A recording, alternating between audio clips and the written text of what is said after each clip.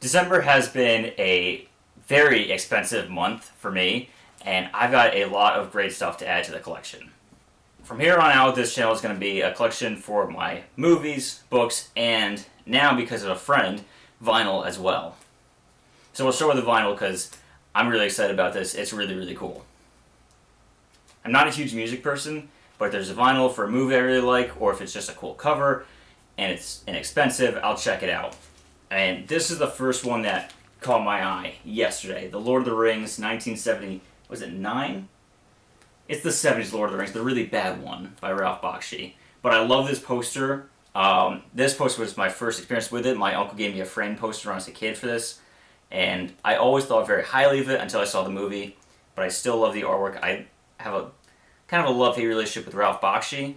But the one thing that was really great about this movie was the soundtrack. I also picked up, just the other day, the Halloween... Is this the 2018 Halloween? Yeah. Pretty sure this is the 2018 Halloween vinyl. Not a fan of the movie, but it's pretty, and I'm a sucker for pretty things. I mean, just look at my wife. And perfect timing for this one, because I'm really starting to get back into Star Wars lately, thanks to visiting Galaxy's Edge and the new Star Wars show Skeleton Crew. So finally, I have a vinyl for The Empire Strikes Back. Alright, that's it for that. Movies. So my shelf has been overflowing for a while, and I'm going to be reorganizing it soon to fit more of the new stuff and just show off more of my favorites rather than just having everything possible that can fit. So one thing I've been excited to add to the shelf for the last 24 hours is Killer Condom, the 4K released by Vinegar Syndrome. This has a cardboard box, a slipcover, and the 4K, with a lot of bonus stuff, like a director's cut. I haven't seen the theatrical cut to begin with, so I don't know what's new, but it's a crazy premise. I want to give it a try. I also picked up yesterday from the archive the Babadook standard Blu-ray from Shout Factory, which has this awesome little pop-up in it. I've had the DVD for a while, so this is actually something I can swap out with on the shelf. From Kino Lorber this month, we've got High Plains Drifter and 1 Million Years BC. High Plains Drifter has never been my favorite Clint Eastwood movie. I know it's a lot of people's favorite for the Westerns. I rank it below Pale Rider and most of the Westerns, but I gotta watch it again. I'm excited to check it out. I forgot there was a 4K now, but I'm pretty content with the Blu-ray. And 1 Million Years BC, this has been on my list for a while to check out, and I'm glad I could find it for cheap. Also, it's Kino Lorber, and I like boutique stuff. Alright, this was a pretty great Christmas present. I love King Kong, I love monkey stuff, and I received King Kong Lives from Umbrella, King Kong Escapes, standard Blu-ray, King Kong vs. Godzilla, standard Blu-ray, and King Kong with Jeff Bridges. This is one I grew up with as a kid. It was never my favorite, but it's been so long since I've seen it. I'm glad Shout Factory has a release of it, and I'm dying to watch it again. Steelbooks, only got one. This was a Christmas present from my wife. She knows me so well. Saw 10. I think this is the best Saw movie ever made. I think it's genuinely a great, well, maybe not a great movie, but it's a really good movie, and not really good for a Saw movie. It's just a really good horror movie. And I'm very excited for the next one. Now into just regular Blu-rays I picked up along the way. This one was recommended to me by my boy Parker, also known as Blu-ray Daddy. Planet of the Vampires, a 60s sci-fi horror. This is my kind of thing. If you know me, you know the books that I write. I love this kind of stuff. Can't wait to watch it. Next, Scary Stories to Tell in the Dark. I've been wanting to watch this one for a while, but every time I go to the archive, I buy a lot of stuff myself, and there's kind of a wife tax where I have to get her one thing that I think she'll like.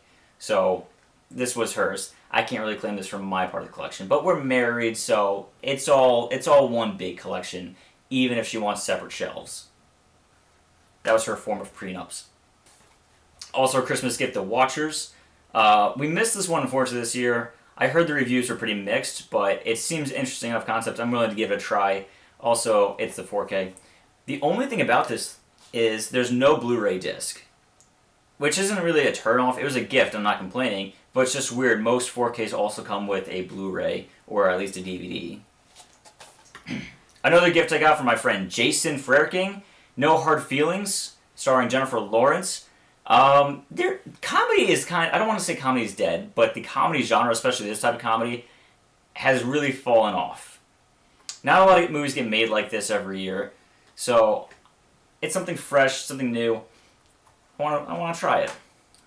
I feel like I'm saying that for a lot. I just want to try it. I blind buy pretty much everything I put on my shelf. Most stuff I add I've never seen before, and it usually pays off. And if it doesn't, oh well, at least I tried something new. And the last Blu-ray I added to the shelf, was another from my friend Parker, one of his favorites, The Founder.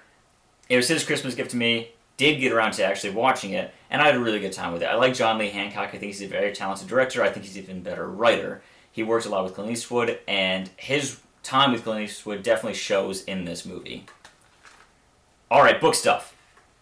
I'm going to jump to my favorite one right off the bat, so it's all kind of downhill from here, but I had to show it off, and it's definitely cheating because I did get this technically in November, but it was a Christmas gift. This is Lost World of the Void by Andrew Valenza. This is my book. I wrote this book.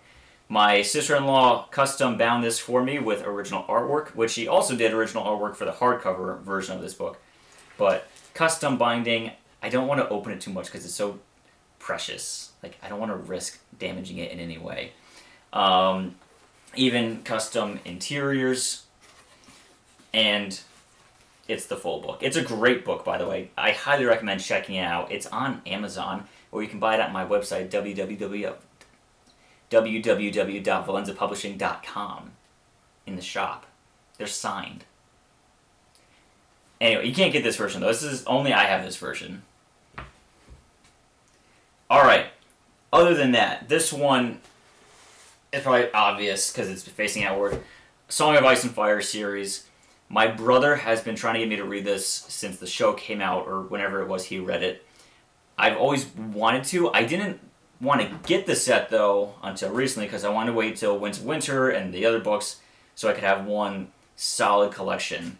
But since that's probably not going to happen, I was very excited to actually get this now so I can start reading them. This one I just picked up the other day. Actually, these two. From the Barnes & Noble hardcover sale, I picked up The Wren in the Holly Library and Moonbound, a sci-fi novel. I've heard okay things about this. Not a lot of talk about it. And really, it was the sprayed edge that sold me. I haven't had any luck with Red Tower books. Like, I haven't actually liked any of them. I've enjoyed them, but I don't think any of them are actually good books. But they're easy reads. They're entertaining reads for the most part. So I'm just waiting, trying to find the right one that really excels me on Red Tower. I'm probably going to keep still buying from them if they're pretty enough, but you can only fool me so many times, Red Tower. And then Moonbound, this kind of reminds me, from the synopsis, it reminds me of Ralph Bakshi's Wizards, where it's a fantasy world, post-sci-fi world. So that kind of blend of sci-fi and fantasy, and the worlds colliding. It looks like an easy read, and I've been reading a lot of very heavy reads lately, so this is looks like a light snack of book that I'll really enjoy. From my brother-in-law for Christmas, horror movie by Paul Tremblay. I haven't read any of Paul Tremblay's stuff. I've heard good things though, and this being a book about film and cult horror films, and partially written as a screenplay, I'm sold. I have high expectations for this. And finally, a gift from my beautiful wife again. She gets me all the best stuff. The hardcover of Dune, The Battle of Corrin. I don't care what the Dune fans say. I like the Brian Herbert and Kevin J. Anderson stuff. I thought this was a wonderful trilogy. I understand that it doesn't really follow the lore Frank Herbert set up, but for what it is, it's a ton of fun. It is still very engaging in its own political way. I think it's very underappreciated, and I highly recommend the Butlerian Jihad trilogy to everyone. And that's what I got this last month. I'm going to try to post these monthly updates more consistently. What would really help with that, if you would like to see this kind of stuff... Is there a monkey on this? It looks like there's a monkey on the back of this. If you would like to see more stuff, what would really help support is if you check out my book, Empire of the Void and Lost World of the Void. or really any villains of publishing release. We got Thrall, Bookends, Second Act Comeback. If you have kids, Teddy Bubble is a great little read, especially the sequel, Teddy Bubble and the Bubble Mops. My wife loves this character because he's really weird looking and cute. Alright, that's it. Thank you.